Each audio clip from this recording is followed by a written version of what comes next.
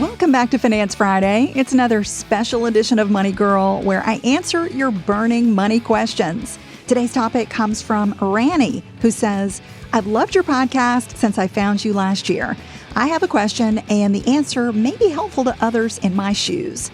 During COVID, I opened a brokerage account and budgeted $500 to invest in stocks, something that had long been on my bucket list and was a fun distraction. I chose carefully, and my investments were small since I wanted to have fun with no regrets. I did pretty well with my stock investments, but one flopped.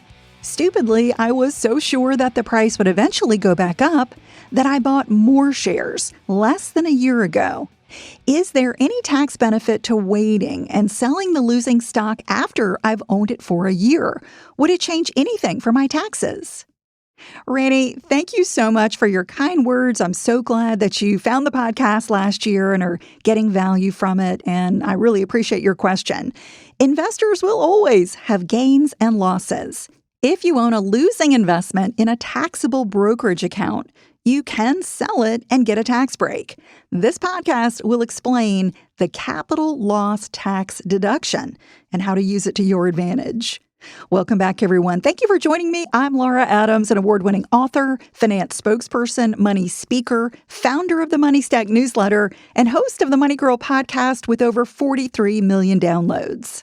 If you're like Ranny and loving the show, please consider submitting a 5-star rating or review on Apple Podcasts, Spotify, or wherever you're listening. That helps new listeners know what to expect from the show and helps us reach more people. And if you have a question you'd like me to cover, please leave it on our voicemail line at 302-364-0308, or you can do what Ranny did and send me an email at lauradadams.com. And while you're there, please sign up for the free Money Stack newsletter at lauradadams.com. All right, so let's talk about what is a capital gain.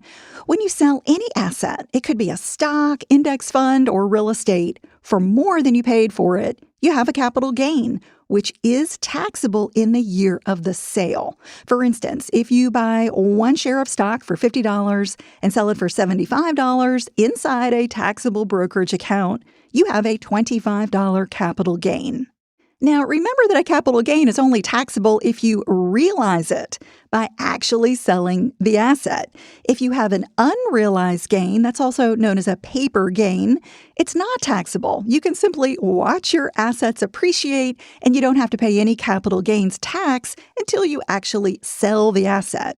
So owning an asset for a year or less means you have a short-term capital gain, and that is taxed at a higher ordinary income tax rate. And those are going to depend on your total taxable income. The taxes range from 10% up to 37%. And if you're a high earner, a short-term gain could even be subject to an additional 3.8% Medicare surtax. However, if you own an asset and you sell it after a year of ownership, you would have a long-term capital gain, which gets taxed at a lower, more favorable rate. The capital gains tax ranges from 0 to 20%, depending on your income. So owning an asset for longer helps minimize your taxes. Now, let's talk about the opposite, a capital loss. If you sell a capital asset like a stock or an exchange-traded fund for less than you paid, like Ranny is thinking about, you would have a capital loss. Again, you got to sell the asset to have the loss. Ranny right now has an unrealized loss until choosing to actually sell a losing stock.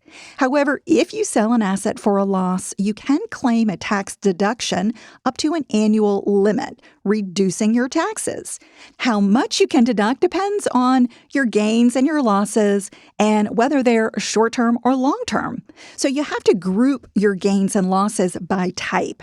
For example, short-term losses have to first be deducted from your short-term gains, and long-term losses must be deducted from long-term gains. Then, after you do that, net losses of either type can be deducted against the other kind. As mentioned, short-term gains get taxed at higher ordinary tax rates.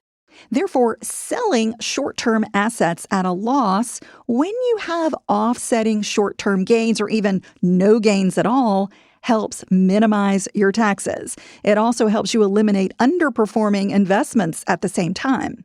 So, Rainey, if you're absolutely sure the losing stock needs to be eliminated from your portfolio, selling it before a year is better than waiting for it to become a long-term capital loss. So let me explain more about the capital loss tax deduction. Let's assume your losses exceed your gains. For example, let's say you've got $2,000 of short-term losses and $500 of short-term gains. So you've got a net $1,500 short-term loss that can be deducted against your net long-term gain if you have one. And you can deduct up to $3,000 of capital losses from your annual taxable income. And that includes your salary and any interest income. And if you have an excess, let's say you've got $4,000 of capital losses, you can claim the $3,000 in this year and then carry forward the remaining $1,000 and claim that loss on a future tax return. So selling a losing investment isn't the worst thing because it does come with a little bit of tax benefit. Some investors choose to sell at a loss simply to offset their gains and strategically reduce their taxes. Note that there is an exception for your primary residence when we're talking about capital gains. You can never claim a capital loss when selling a home. But on the flip side, you may be eligible to exclude up to $250,000 as a single or $500,000 if you file taxes jointly of the capital gain on the sale of your primary residence. That is one of the best tax benefits that exist. So, a home is definitely sort of a different animal when we're talking about capital gains and losses. So I want to make sure you understand the difference between taxable and tax-advantaged accounts. Taxable brokerage accounts, like the one Rainey is talking about, and tax-advantaged retirement accounts. Those are the ones maybe that you get through a workplace plan or you get on your own. They come with completely different rules. Rainey's investments are in a brokerage, which means selling them has tax consequences. With a brokerage, you must pay taxes on any interest, dividends, and capital gains in the year you earn them. But the upside of a brokerage is that you can buy various securities whenever you want, with no annual caps on the amount you can invest. You can sell your brokerage investments anytime with no penalty, regardless of age. But as you likely know, retirement accounts have strict annual contribution limits, and withdrawals may come with income taxes and early withdrawal penalties before the official retirement age of 59 and a half. But the upside of a retirement account is that your investment gains are either tax deferred with traditional retirement accounts or tax-free with a Roth. In other words, there are no capital gains or losses in any type of retirement account. They only occur in a taxable brokerage. With a traditional IRA or traditional 401k, you pay ordinary income taxes when you take withdrawals in retirement instead of owing capital gains taxes. With a Roth IRA or other Roth retirement account, you pay no taxes on withdrawals in retirement, even if the account actually has massive capital gains. So that's why I always recommend you use a Roth for some portion of your investment portfolio. Your gains are never taxed, not at the ordinary tax rate or the capital gains tax rate, because they are entirely tax-free. Having a taxable brokerage and one or more retirement accounts is wise. That's what I do. I've got multiple types of accounts. You could use a brokerage for minimal trading, as Rainey did for fun.